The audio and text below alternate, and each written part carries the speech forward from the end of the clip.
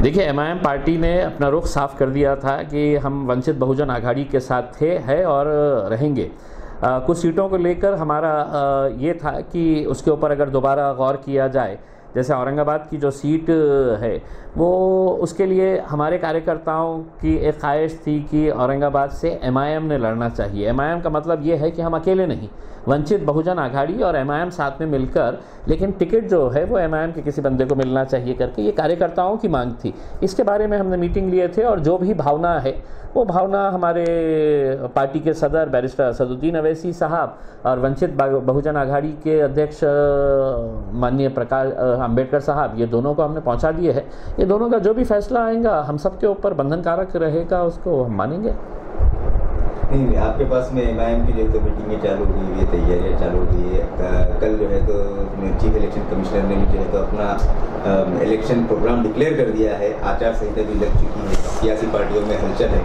तो आपके पास से समझिए इलेक्शन अगर जीतना है तो आपको पहले ही कैंडिडेट डिक्लेयर करके अभी तक मेरे हिसाब से किसी भी पार्टी का कोई भी कैंडिडेट अभी डिक्लेयर नहीं हुआ है। चंद्रकांत खैरे साहब का नाम ऑफिशियली अभी आया नहीं है, लेकिन तैयारी वो भी कर रहे हैं। कांग्रेस की तरफ से सीट कांग्रेस को जाएगी या राष्ट्रवादी कांग्रेस को जाएगी, इनके खुद के खेमे में पता नहीं है कि कौन रहेगा, कौन टिकेगा और कौन जाएगा करके। उसके बावजूद भी जो ख्वाहिशमंद है वो तैयारी में लगे हुए हैं। हमारी भी पॉलिटिकल पार्टी है, हम कौन लड़ेगा कौन नहीं लड़ेगा हम भी पूरी तरीके से तैयारी कर रहे हैं। लेकिन पार्टी का अगर आदेश आता है कि हमको नहीं लड़ना है तो हम नहीं लड़ेंगे। पार्टी कहती है लड़ना है तो हम अचानक नींद में से उठना नहीं चाहेंगे कि हम तो अभी नींद में से उठे हैं, हमारी तो कोई तैयारी नहीं है। उस हिसाब से हम तैयारी करके रखेंगे। उसमें पार्टी का अध्यक्ष बैरिस्टर असदुद्दीन अवैसी साहब और अंबेडकर साहब जो फैसला करेंगे वो हम सबको मान्य है। अगर समझिए आपका ये तय हो जाता है कि यहाँ से एमआईएम इलेक्शन में हिस्सा लेगी, तो एमआईएम के पास से किसको उम्मीदवारी दी है? एमआईएम के पास माशाल्लाह से हीरो की कमी नहीं है। हमारे पास बहुत अच्छे अच्छे कॉरपोरेटर्स हैं जिन्होंने ये साबित करके दिखाया है कि वो कितना अच्छा काम कर सकते हैं। अगर पार्टी ये करती है कि किसी कार्यकर्ताओं को टिकट देना चाहिए तो कार्यकर्ताओं को, हैदराबाद में अभी आमदार का इलेक्शन हुआ तो वहाँ पे जो टिकट दिया गया है वो एक ड्राइवर को दिया गया था, लेकिन मजलिस से मोहब्बत करने वाला था, कई सालों से मजलिस के लिए मेहनत करता था। तो कैंडिडेट कौन होगा ये मायने नहीं रखता है। असदुद्दीन अवैसी साहब और अंबेडकर साहब सड़क चलते हुए आदमी के ऊपर हाथ रख देंगे और कहेंगे कि ये तुम्हारा कैंडिडेट, तो हम लब्बैक कहेंगे और उसके ऊपर मेहनत करना शुरू कर डालेंगे उसमें। तो कैंडिडेट के ताल्लुक से भी जितने भी है, ये असद अवैसी साहब को मालूम है कि मेरा कौन सा कॉरपोरेटर, पार्टी के कौन से लीडर्स क्या क्या काम कर रहे हैं। उनका फैसला जो भी आएगा। यहाँ पे पार्टी के वर्कर्स ये चाहते हैं और शहर की भी आवाम बहुत सारी ये चाहती है कि एमपी का इलेक्शन जो है तो इम्तियाज। सब ये लोगों की मोहब्बत है और मैं लोगों का शुक्र अदा करता हूँ कि लोगों की ये मोहब्बत है कि कम से कम वो मुझे इस आमदार को इस काबिल समझ रहे हैं कि नहीं, हमने एमपी का इलेक्शन लड़ना चाहिए।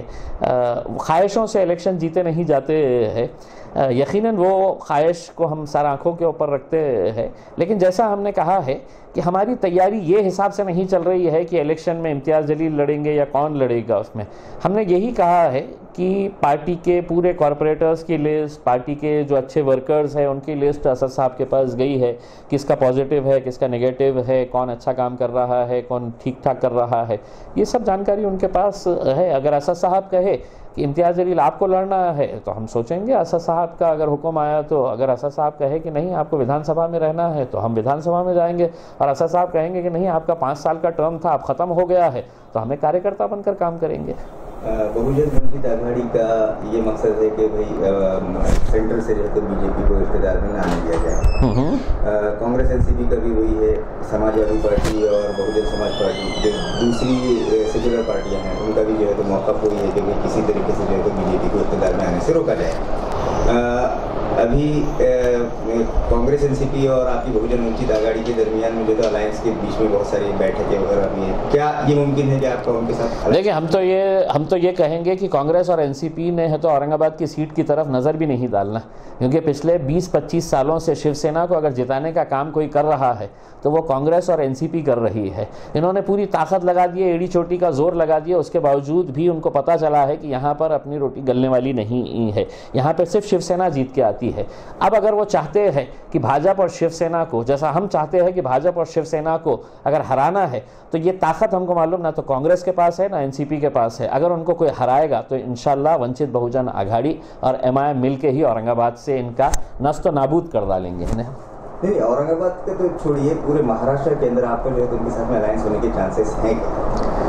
देखिए, अभी जिस तरह के बातें सामने आ रही है, अंबेडकर साहब कह रहे हैं कि हमने अपने अपने कंडीशन डाल दिए हैं, अशोक चौहान साहब कह रहे हैं कि नहीं हमने हमारा सीट बंटवारा कर दिए है, दोनों कितने लेंगे, कांग्रेस कितनी लेंगी, एनसीपी कितनी लेंगी, ये बंटवारा हो चुका है इसमें।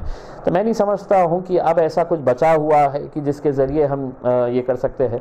हमारी ख्वाहिश थी कि अपने आप को सेक्युलर कहने वाले पार्टियाँ इस नई पहल को अच्छे तरीके से अपनाते, लेकिन हमारे को ख़राब ये लग रहा है कि जिस पॉलिटिकल पार्टी मुसलमानों के वोट चाहती है, मुसलमानों का लीडरशिप नहीं चाहती है। कांग्रेस ने साफ कर दिया कि हमको एमआईएम नहीं चलेगी, यानी कि इसका मतलब ये है कि एमआईएम के मुसलमान वोट हमको चाहिए लेकिन एमआईएम की लीडरशिप नहीं चाहिए। और यही पार्टी कई पीछे के दरवाजे से राज ठाकरे की मनसे को कबूल करने के लिए तैयार है। उन्होंने विरोध किया कांग्रेस ने कि नहीं हम मनसे को नहीं लेना चाहते हैं क्योंकि उनकी भूमिका जो रही है अलग अलग मुद्दों को लेकर हम उसका विरोध करते हैं। लेकिन आपका गठबंधन राष्ट्रवादी के साथ है, राष्ट्रवादी मनसे को अपने प्लेटफॉर्म के ऊपर लेकर आ रही है, यानी कि कहीं ना कहीं या तो आप इस तरह से खाना चाहते हैं या इस तरह से खाना चाहते हैं, लेकिन आप जनता को बेवकूफ़ बना के हम नहीं ले रहे हैं, हम तो हमारे राष्ट्रवादी ले रही है। तो ये जो घुमाने का जो धंधे चल रहे हैं, इलेक्शन आने दीजिए, स्टेज के ऊपर जाएंगे और इनको उधेड़ेंगे कि इनका सीधे दिखाने के दांत और खाने के दांत में क्या क्या फ़र्क है करके।